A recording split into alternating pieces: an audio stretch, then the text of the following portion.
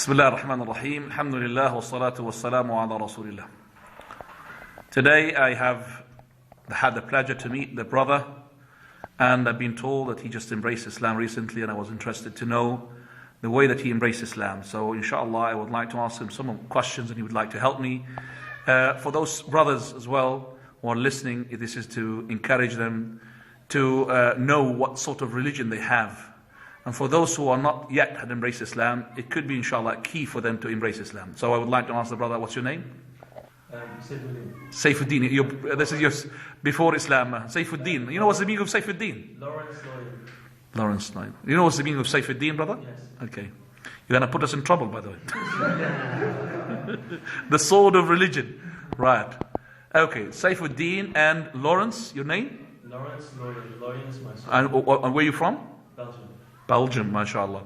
And what language do they speak in Belgium? I speak actually to be correct 3 languages. 3 languages. The main one? The main one is Flemish and French. Flemish, and then the second one, French?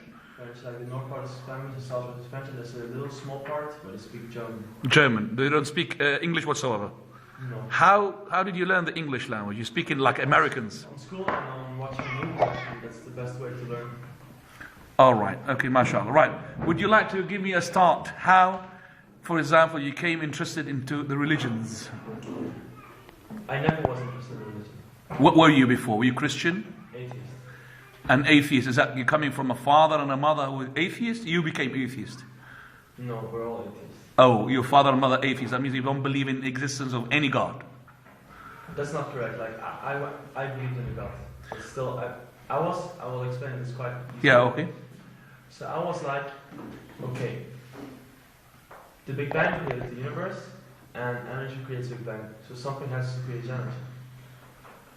And I think that the prophets really existed, but I think more that they're like a person with a strong charismatic appearance who try to understand that their human brain, the complexity of like being, complexity of why we live, the complexity of how to live, the existence of the universe, and the reason why we're here. But the human brain will never be able to comprehend this thing. And the human brain will never be able to write a book about it, and which is completely true. So that's why I put aside all the religions. Every single one. Because I read these books or written by men. And religion is something for people who, well, like, it's just not the truth. Let's keep it like that.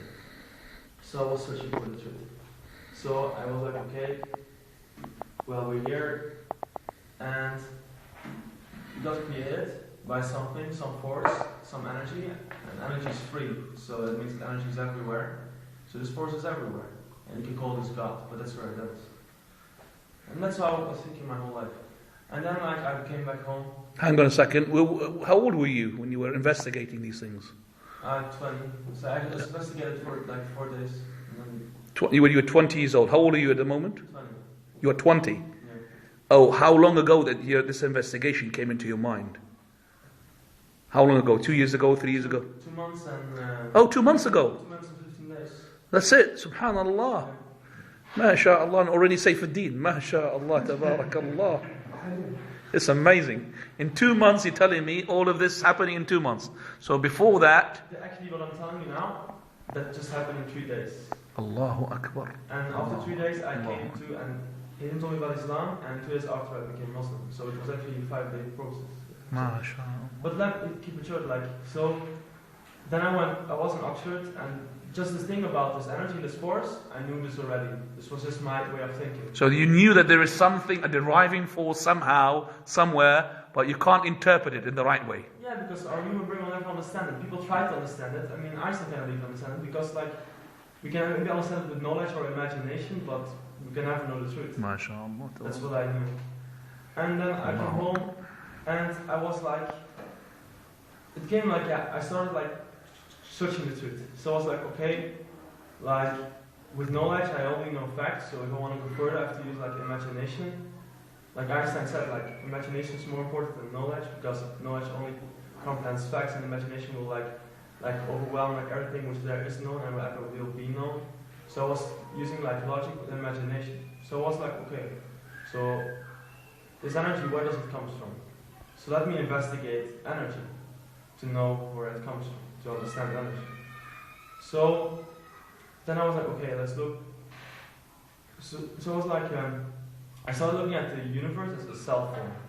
So I have my cell phone, and it's off, and somebody had to put it on. Somebody had to put this energy in it. Subhanallah. So that means that life, which is the energy, somebody must have put it on for you. Somebody put it on.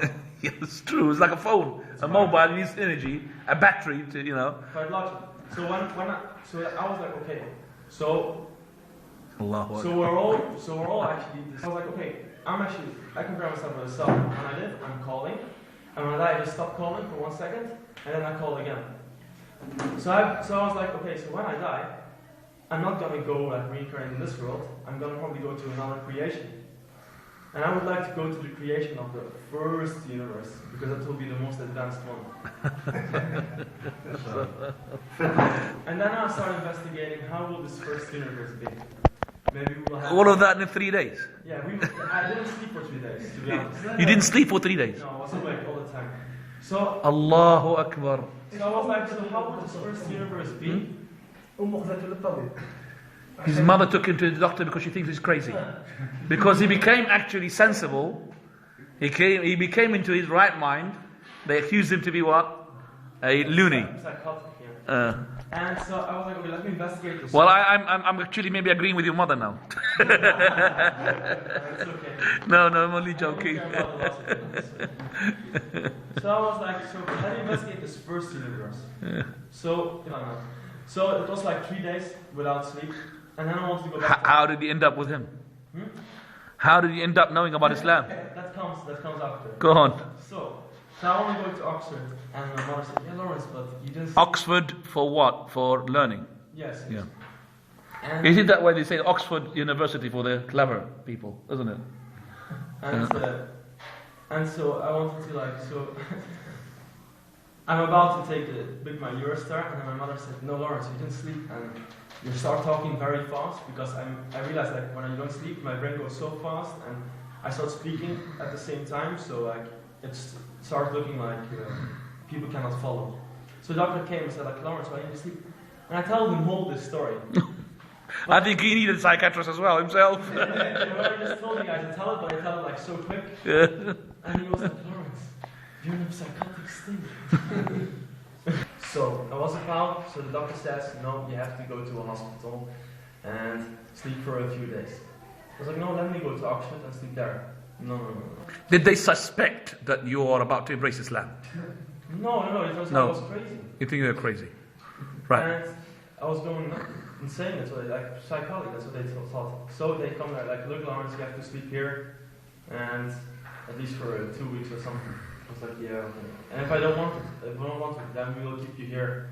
By force. Again, by force. So what about the constitutional law of free will? That's contradicting what you're saying. No, your medical health is more important than free will. So to make it short, I made up 2 weeks by acting very nice, 5 days. So you pretended that you're nothing wrong with you, No, or you pretend you're. And like this doctor come, and I like make like a strategy. I saw people eating cakes. I get a piece of cake. When a doctor comes, I say like, "Hey, how are you? Please take a seat." And I clean the room, and I give him a piece of cake. And I was like, "I'm so happy now. I feel so much better." Like, Yeah, so like, you acted the way that they want you to act, so to make them believe that you are okay. I'm a good actor. Hopefully you're not now. So when I came to Oxford, I was like, "Oh my god!" Like probably I was hallucinating, or probably there's no other creation. Probably when we die, that's just it. You know? Finished. That's it. But I still believe that there is a creator. And then nobody knew I was in Oxford, only my landlord. So Haytham, I only saw him 2 times. He was only like Muslim I knew. So I received like this message about like, "Hey, this is my new number." And then we meet, he teach me about Islam. He straight away you were talking about Mecca, yeah? Yeah. And I saw Mecca, and I saw all this marble, all these people in circles, and I was like, "Whoa, but normally there would be like chaos. How everybody's like so nice in a circle, like it's controlled from force." And I was like, "Whoa!" And then he starts learning Islam, and then I needed like, because I have a brain, so why should I only need faith? I need proof, you know. So I get all the scientific proof, And then didn't make me sleep again for a night because it was He so didn't. overwhelming. And then the next day I just like say La ilaha illallah. No. So you just straight away you embrace it. You thought this is the logical religion. Yeah, that's by logic. It's so logic. That's the truth. It's like It is so logic that you can't deny it. yeah, that's it. Now at the moment you know already about the witr and the closing prayer and mashallah. You know the way you ask him, it looks like he embraced Islam last year. He's talking about things which are tiny details, even some of the Muslim people they don't know about. Amazing. He became Muslim, and because it's I want the truth and I get the truth. And then I was like, Now does your mother know that you're a Muslim? yeah, she knows now, but she thinks She thinks that you're more crazy. She thinks I'm gonna bring an AK-47 stuff like that. You're gonna bring what? She's like, I don't understand. Huh? Islam is a dangerous. Well, you said 47. Oh, you're gonna bring the plane down. Okay. Well, with this name, Saifuddin, you know. Okay, I would like you to have a sort of participation. I would like to tell you, brother, and welcome you to Islam, alhamdulillah. You are vulnerable from everything. Vulnerable in regard of that the shaitan, Satan, whom you believe that there's another force as well, whom Allah subhanahu wa ta'ala created, that he is now number one target for himself is yourself and other people like yourself. So be careful and be aware. And also there are people, unfortunately, they do act like the Satan. They might corrupt your mind, they might give you wrong information, and then you end up like your mother she's afraid of, which is blowing up a plane or something like this. So you have to be careful of that. Our religion does not really support such ideas. We don't really, those ideas were not really correct in our religion. We don't really kill the people for the sake of killing. That's not true. If there's a war, there's something else. But just to basically to come to this country and plant a bomb here and there, and you think this is Islam, this is not the right Islam. Saifuddin is a very good name, but I don't know who named you that name. Yourself? I was عبد الحليم يعني ما لقيت غير هالاسم يا عبد الحليم. I was searching on the internet for a name. Yes? No. And I want the name like No, but I for me, I don't support the name. I was okay. Well, Can I ask you something, brother? If you would like to change it is better for you. The reason behind this. You want to use your name for the sake of da'wah.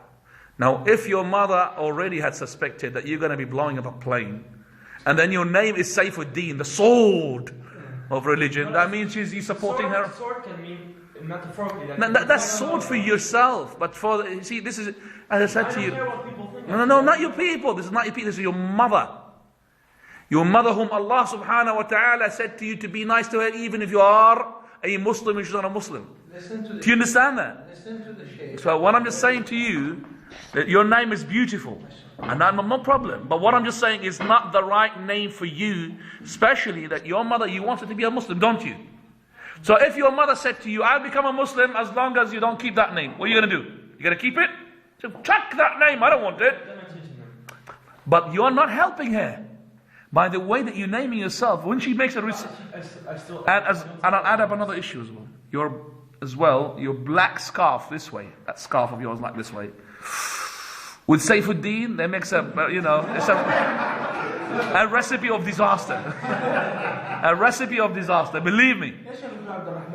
So why don't you, don't listen to me or listen to him, listen to the words of the Prophet ﷺ, who is the messenger of this religion. He's the ambassador of this religion. Now this Prophet of ours ﷺ, he said the best of names. He did not say his name Muhammad, because he did not name himself Muhammad, did he? His father named him.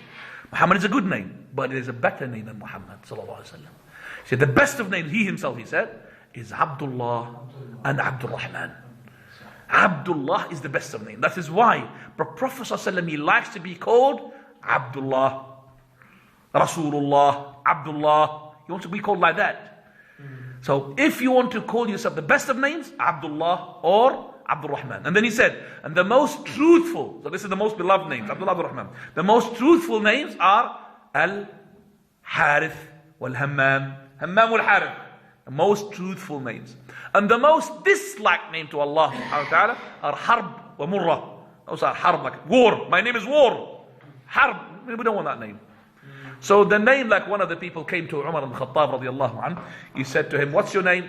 he wanted to employ him as the treasurer. He said, Khabi. Khabi means hiding. Hiding. Son of whom? قال Ibn Kannaz, the treasurer. He said, I'm not going to employ somebody who his father, treasures and he hides. His father treasures and he hides.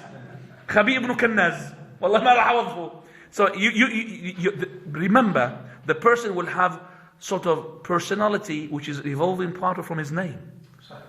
His name reflects. Now, if I give you now, you have seen me now at the moment. I'm going to switch off this.